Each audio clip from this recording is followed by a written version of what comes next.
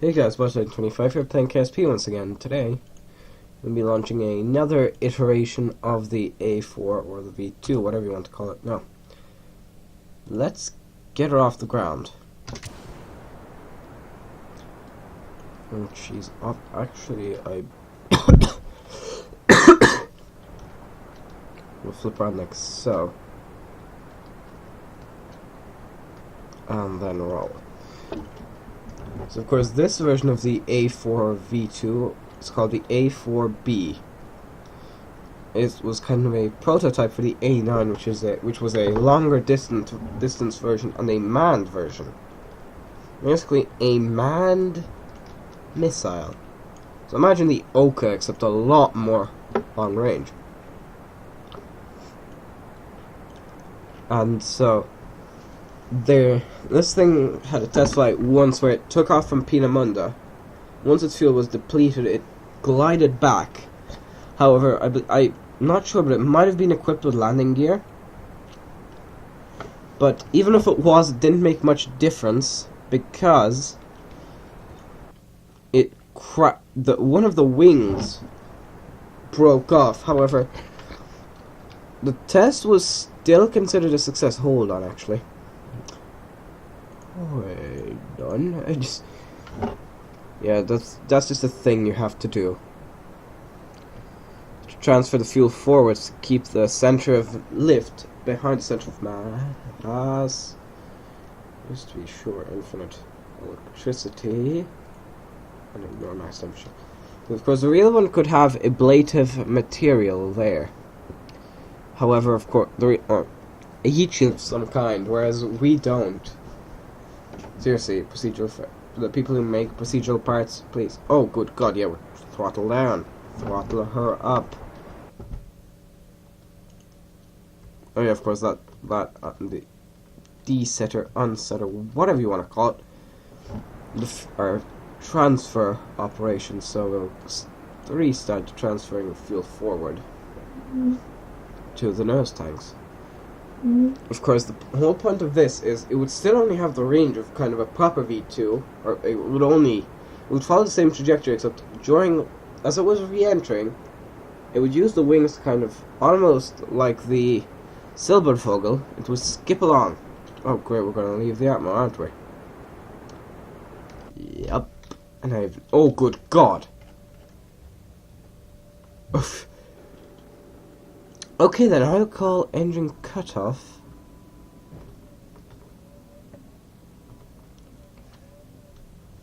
SAS on.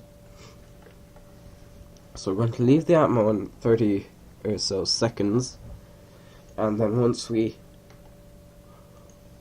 re-enter, we'll see the true potential of this weapon.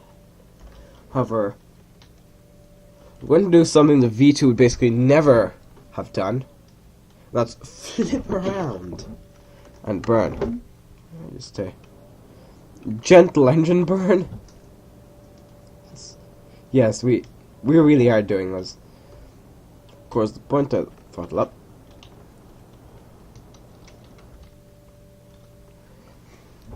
Whole point is we're going to try to land somewhere in the desert, because there's a lot of flat land where we can fly over and cut off, and we'll see how far we can glide. Of course, we also have a bit of fuel left. Let's be turning the exact opposite way. This way, ZX. Yeah, yes, just. Oh yeah, we don't even need to fire the engine the second time, because we can just time accelerate. However, what we do need to do is perform a roll maneuver. Does that have... Oh, that's weird. So there you go, you can see it's just a V2 with wings, really. So this was kind of the Pinamunda team's response to Sanger's antipodal bomber, or the Silbervogel. They are the same thing. I mean, by that I don't mean that the A4 and the Silbervogel are the same thing. The A4B. I'm saying is the Silver Fogo and the Antipodal Bomber are the same. So now I've covered one of the American bomber designs. I believe that would be what this falls under. I did a few quick saves there because the game does have a tendency to crash. And it's also good because we have clear skies in the area. So now watch, we will be landing in apparently 1 minute. There's the heating. So of course, immediately we want to pitch up. Oh wait, we need to transfer forward. In. We want to get all the fuel to the front. There you go, see, it instantly stopped wanting to flip out. Now we're going to transfer as much fuel as we can to the front. So now we are still going to try pitching up. Because even that slight deviation... Oh god, look at the engine. Even the bloody engine's overheating. The whole rocket's overheating, never mind. Huh, apparently it just... Dum-de-dum. There we go. I'll help. How to prevent overheating the engine. That's how. See, we're flying like a supersonic high-speed flying thing. So now it's more of a cruise missile, even though cruise missile means they're under a powered, that they're performing a powered cruise. Also, just something you might have noticed, we have the fins on the inside of the engine bell. For some reason, I believe those tiny bits of fins that stuck into it provided more control than the exterior aerodynamic fins, which kind of don't make that much sense to me. Of course, we could still boost our distance quite a bit, because we have an engine. So as you can see, we can just burn the engine. But the real one...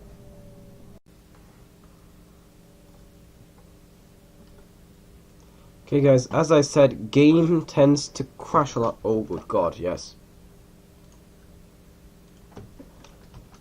So therefore we're gonna speed through re-entry with me quick saving very, very often.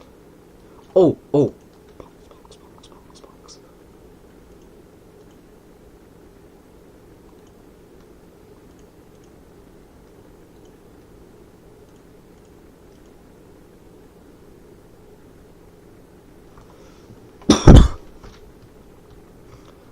We're transferring there because that is our most forward fuel tank.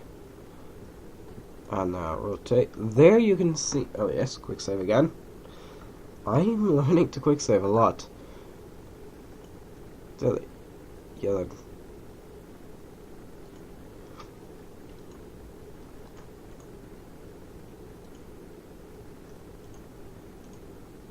there we go. Now, we're at Mach 3 right about now. As you can see, we can just stay like that for a fair portion of the flight. However, probably the best tactic for this vehicle would be... Oh good god. As you can see, because of how quickly we're going, even the slightest deviation in the control surfaces will provide high... whatchamacallits. High turn rates.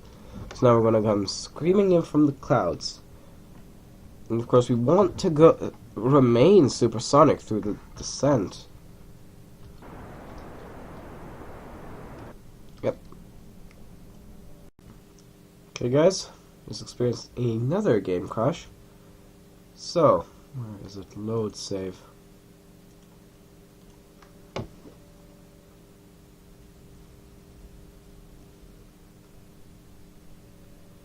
And there we go. Oh good god, we're upside down. Now, several more quick saves as we descend into the mountains. Don't worry. I believe we might actually make it this time. Yep, another game crash.